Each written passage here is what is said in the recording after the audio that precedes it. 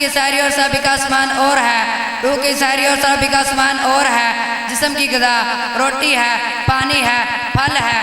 रूह की ग़िज़ा जिक्र है, दुआ है, तिलावत है। जैसे जिस्म बीमार होता है इसी तरह रूह भी बीमार होती है। जैसे जिस्म के मारिज होते हैं रूह के भी मारिज होते हैं। आज के इंसान की सारी तवज्जो जिस्म को बनाने और संभालने पर है।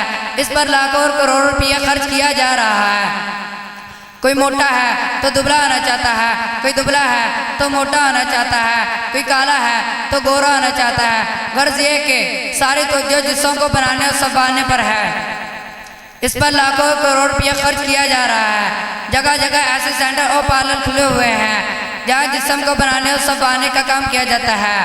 ख़ुसूसन ख़वातीन इस मामले में पेश हैं। कितनी माँ बहनें ऐसी हैं जिनके औकात का बहुत बड़ा हिस्सा जिस्म को बनाने और संभालने पर ही सर्फ हो रहा है। जिस्म को बनाने की तो हर किसी को फिक्र है, लेकिन रूह बनाने की फिक्र करने वाले उंगलियों पर गिने जा सकते हैं।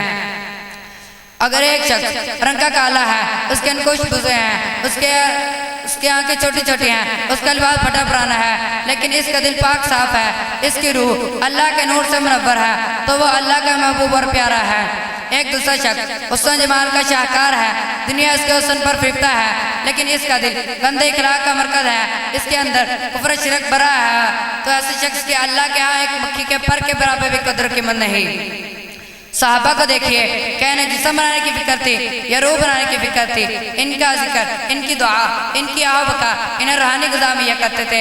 यही वजह है कि वो भूखे प्यासे रहकर भी पुरसकून रहते थे और हम तरह तरह की ग़िज़ाएं खाकर भी बेसुकून हैं। इन्हें नंगे फर्श पर नींद आ जाती थी और हमें नरम बिस्तर पर भी नींद नहीं आती। कभी आपने गौर किया है कि हमारे और उनके में क्या फ़र्क है? मैं अर्ज करता हूँ कि वो रूहानी ग़िज़ा का एहतमाम करते थे और हमारी सारी तवज्जो जिस्मानी ग़िज़ाओं पर है। अल्लाह के बंदो, जिस्मानी ग़िज़ाओं से रूहानी सुकून हासिल नहीं हो सकता। रूहानी सुकून तो रूहानी ग़िज़ाओं ही से हासिल हो सकता है। और रूहानी ग़िज़ा अल्लाह का जिक्र है। मुसलमानों, यूरोप के नक्शे कदम पर ना चलो।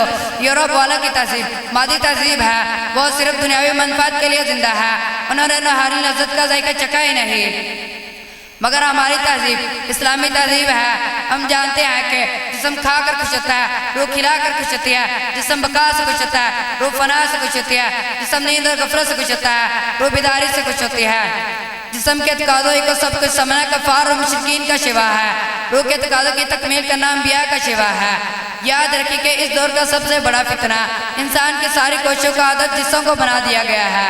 अल्लाह ताला से दुआ कीजिए कि वो हमें रूहानी तकाज़ों की तकमील नसीब फरमाए। वमा अलैना इल्लल बलागुल मुबीन।